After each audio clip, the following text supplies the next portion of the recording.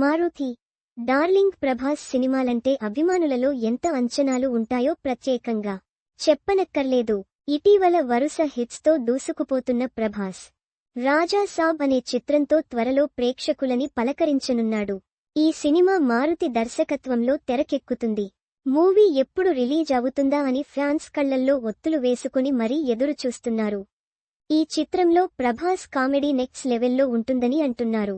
ఈ మూవీని చూద్దాం అని ఫ్యాన్స్ ఎంతో ఈగర్గా వెయిట్ చేస్తుండగా మూవీ అంతకంతకు ఆలస్యం అవుతూనే ఉంది. అసలు ఈ మూవీ వస్తుందా లేదా అని కొందరు కామెంట్స్ చేస్తున్నారు.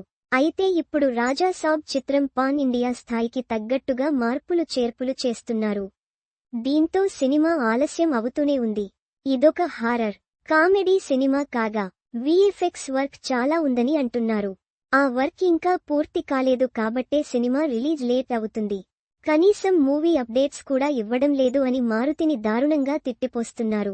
ప్రభాస్ ఇప్పటిదాకా చేయని రొమాంటిక్ హారర్ జానర్లో రాజా సాబ్ సినిమాను దర్శకుడు మారుతి రూపొందిస్తుండటంతో ఈ సినిమా మీద అందరిలో క్యూరియాసిటీ ఏర్పడుతోంది.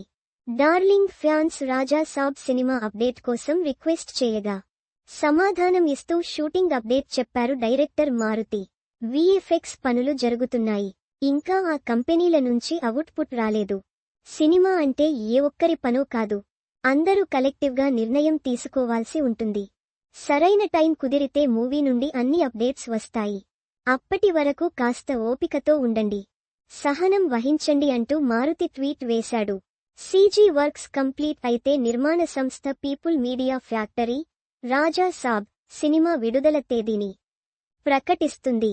చిత్రం కోసం మేము పడిన కష్టాన్ని, మా ప్యాషన్ను వీలైనంత త్వరగా మీకు చూపించాలని కోరుకుంటున్నాము అని మారుతి తెలిపారు.